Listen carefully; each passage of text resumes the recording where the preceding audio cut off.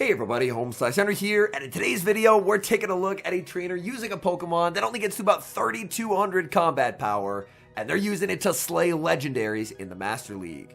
These battles were submitted to the channel by a member of the community, Saphiro, so many thanks for the battle submission. Now this Pokemon is a fully maxed out level 50 Shadow Feraligatr.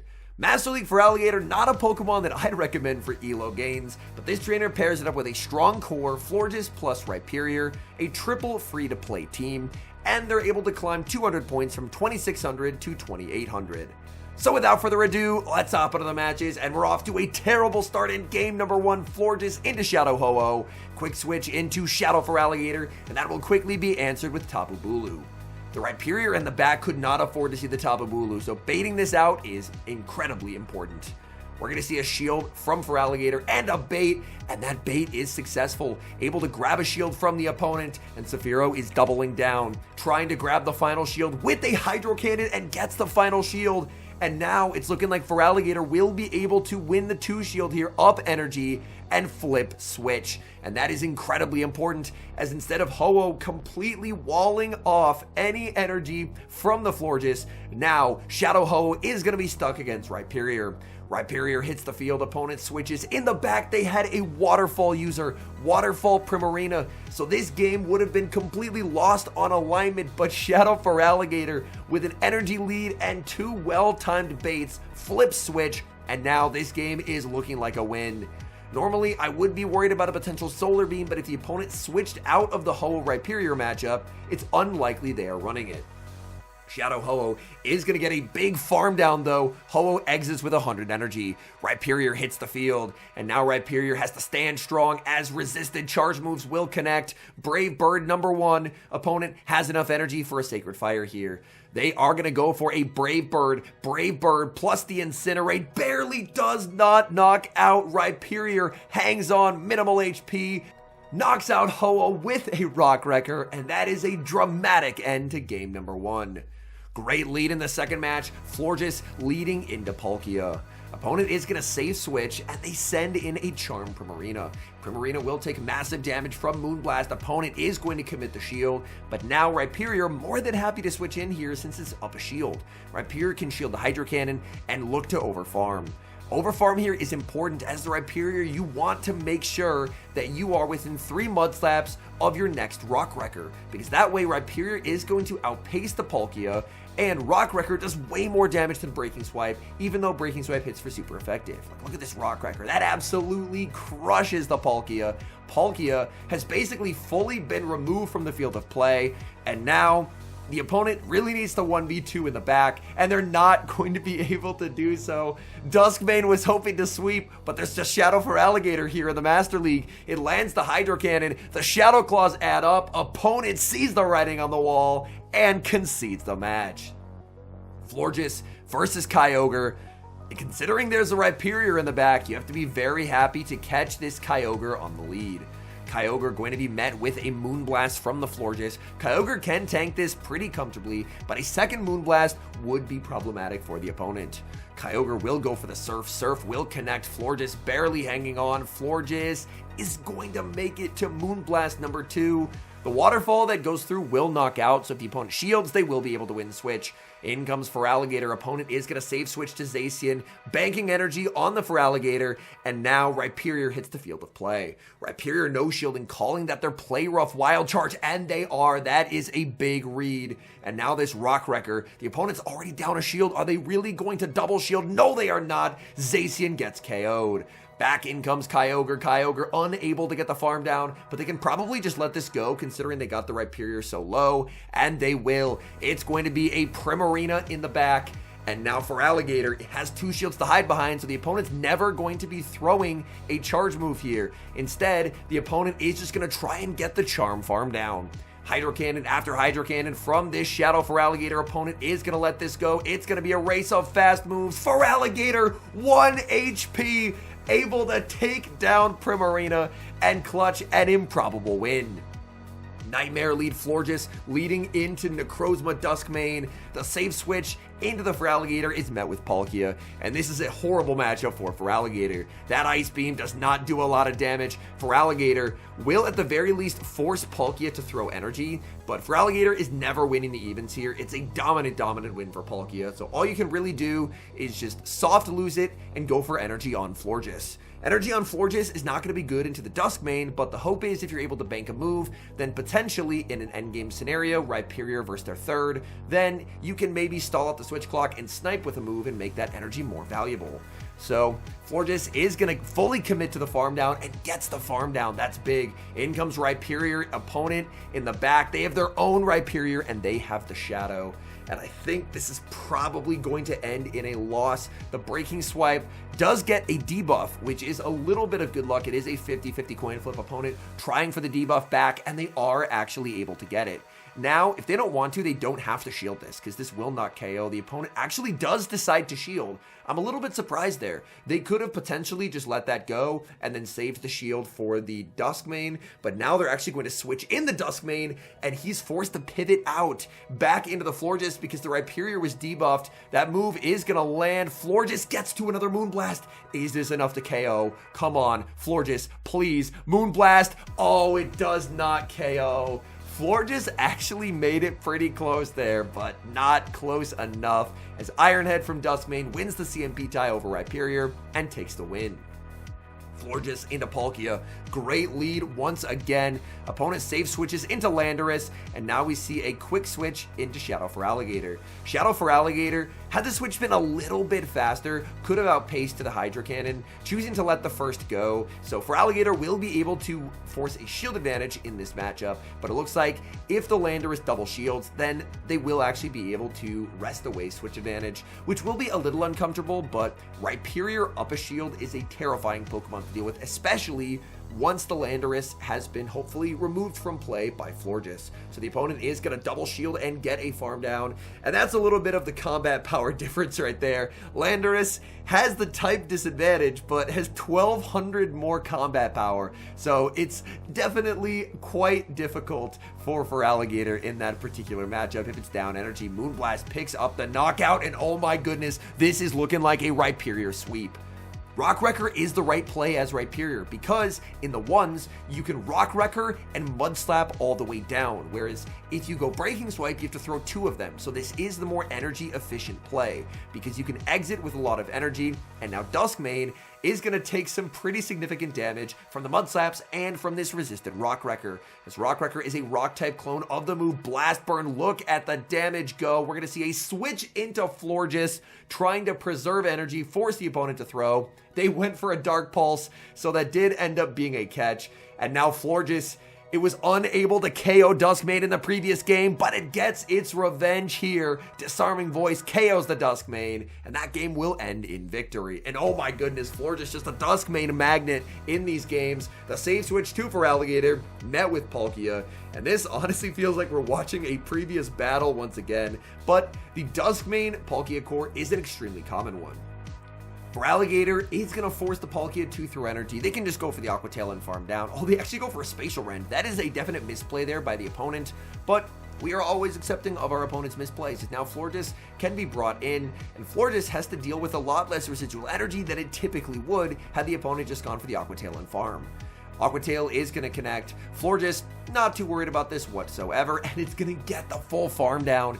In comes Duskmane, answered with Rhyperior, and the opponent is staying in. That means they don't have a hard check to Rhyperior in the back. Dark Pulse is going to be shielded. In comes Zacian, and due to the fact that the opponent desynced the switch timers by staying in to throw a Dark Pulse, this now means that the Florges energy can actually be valuable, as potentially if the opponent debuffs himself with a close combat, you should be able to pick up a one-hit knockout with a Moonblast once these Mud Slaps add up. So Rhyperior is just going to no-shield. Rhyperior letting it through. It is the close combat, and there is the combo play, and this is going to one-hit KO the Zacian. Zacian loses all of its energy, and now I think we're actually going to see back-to-back games where Florges KOs Duskmane, Moonblast connects. Duskmane realistically needs a farm down to have a chance, and it's just never going to happen. Florges standing strong, knocking out back-to-back Duskmanes, and I can't blame the battler there for taking a screenshot to commemorate the moment. Terrible lead in the next match. Florges into Landorus. Here as the Florges, I would really love to see the Disarming Voice thrown instantly. Disarming Voice, not a particularly efficient attack, but landing some damage before the opponent gets a debuff could potentially be quite valuable. A debuffed Moonblast, not particularly threatening. The opponent actually gives up a shield, which is a shock, as realistically that would not have done a ton of damage to the Landorus. Landorus hoping to knock out with the Sandsear Storm, but Florges barely hanging on. Florges, this is a -2 Moonblast, and that is going to connect onto Landorus. At this point, you basically have to send in Feraligatr, absorb energy, and try and 1v2 with a shield advantage Rhyperior in the back. Feraligatr gonna farm up to the Ice Beam, but an Ice Beam will not be needed here. Instead, just going for the Hydro Cannon, leaving with a bit of residual energy. It's Palkia in the back, and we still don't yet know the third. The opponent mistimes their charge attack, giving a free Mud Slap, and now they're in trouble. We will see Rhyperior make the correct play, which is always gonna be to go for the Rock Wrecker in the ones. Rock Wrecker connects, opponent has Dialga in the back, and now they are in serious trouble. Rhyperior going to spam out Breaking Swipes, fishing for the 50-50 chance at an attack drop. No attack drop will come through, and the opponent will be able to grab the final shield with an Iron Head. From this health range, Rhyperior should be able to fully farm down, and does, exiting with energy loaded. The opponent no longer wants to play anymore, and they will concede the match. Florges versus Togekiss. Togekiss, not a Pokemon you see a lot, especially when Enamorous basically does what it does, but better. So we are going to see the Moonblast launched at the Togekiss. That's going to grab a shield, and now Shadow Feraligatr hits the field. This is just an Ancient Power. Ancient Power does not get same type attack bonus, not a very strong attack. The opponent actually got the boost on the Togekiss. The visual indicator played right as they switched out. They're going to bring in Kyogre because Kyogre is able to wall off the energy from the Shadow Feraligatr. But this is pretty nice because you're able to lure out what's hopefully their counter to Rhyperior, and then try and have Rhyperior sweep in the endgame. Florges is going to be used as a damage sponge here, absorbing hits from Kyogre and trying to set up the Rhyperior sweep.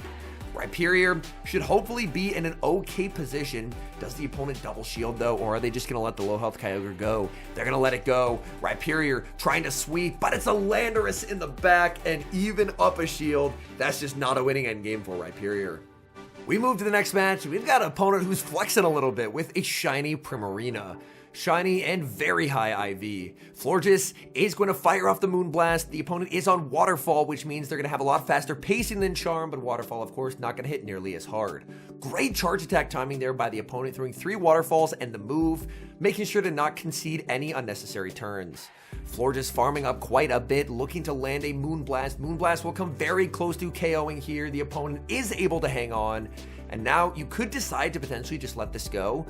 Hydro Cannon will get the Florges very low, and the opponent is barely able to win the 1 shield. Feraligatr is going to get a 2 Shadow Claw head start. It's Palkia, and Palkia will be met with the Ice Beam. Oh, a devastating catch from the opponent. They get a catch onto Melmetal. That is extremely unfortunate. Well, maybe we can see a Thunderbolt catch onto Rhyperior, because every good catch does deserve another. Gonna farm up a bunch with the Feraligatr. Opponent waited the turn to not let the catch happen. So Feraligatr just gonna let itself get KO'd. They're on Rock Slide. Rock Slide is a move that has been heavily nerfed. It's not a great attack anymore, so I'm a bit surprised to see it. Yeah, they're actually on the old Melmetal moveset. There's one win con in this game, and it's going to involve landing a Rock Wrecker. Sephiroth's going for it here. Rock Wrecker into Palkia. Does get no shielded. They try and call the bait, and that is going to seal their fate in this game, as they get mud slapped down by Rhyperior, and even with a devastating Ice Beam catch, the opponent is not able to get the win. Great lead in the next match, leading into Zygarde. Safe switch Melmetal answered with Rhyperior. This looks like a completely hard counter game, the opponent not having much play, but this is the strength of Double Iron Bash. Up a little bit of energy in the zeros, Melmetal is actually not bad at all into Rhyperior, because the Double Iron Bashes are so fast. Rhyperior already almost into the red health. We're going to see a Rock Wrecker connect, and Melmetal gets another move. Melmetal's going to win the zeros unless Rhyperior is forced to give up a shield. And that's why this Double Iron Bash Thunderbolt moveset is so much better than running Superpower, Rock Slide, Flash Cannon, any of those other moves. That is just the meta moveset that you're going to want to run if you're running Melmetal. and now Zygarde is more than happy to absorb hits, because that's what it does. Tank all the damage and just fully farm down. The energy won't go anywhere into Florges, but this is bad news. There's a Landorus in the back, and Landorus, we've seen, does have an ability to mud shot down after landing a Sandsear Storm. If this was even shields, this would be a winning endgame for the Feraligatr, but unfortunately, it's not. The Melmetal save switch with double Iron Bash was actually able to force a shield from Rhyperior, and once that happened, unfortunately, it was kind of just game over as Landorus stone cold farm down, and there's just no ability to win this game now. This Landorus is going to be able to apply Sandsear Storm after Sandsear Storm onto the Florges. Florges now going to be -2 for the remainder of this game. Florges going to go for the Moonblast, but a Moonblast will not KO at -2. Landorus is going to survive. Can we get a farm down? We cannot. And unfortunately, the opponent, despite technically being very countered throughout the course of this game, is going to pull off the win. And they only won because of the spamminess of double Iron Bash on Melmetal, forcing that shield advantage. Hopping into the final match, Florges once again met with Ho-Oh.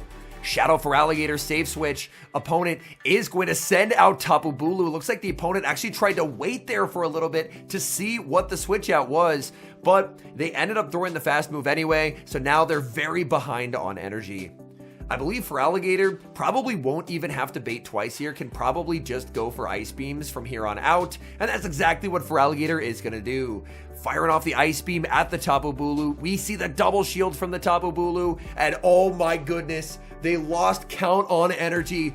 Ice Beam, Tapu Bulu, one hit KO. The opponent loses that matchup and loses both shields, and they're just going to resign the match.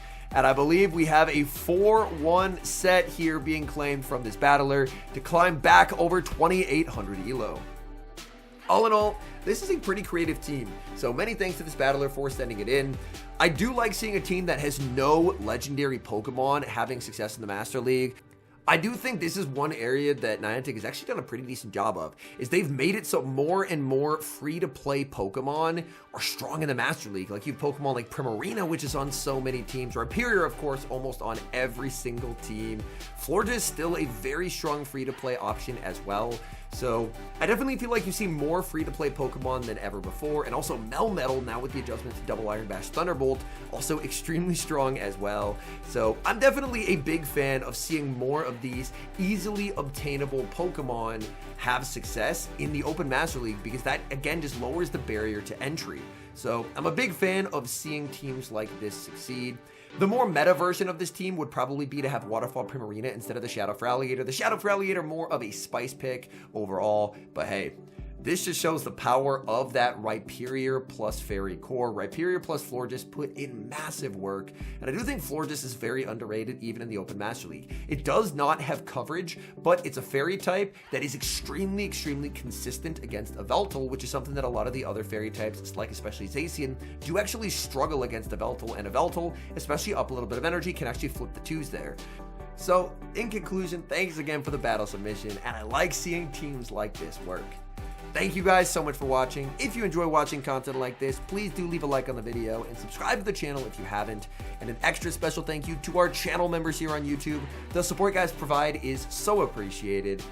And until next time, I've been HomeSliceHenry.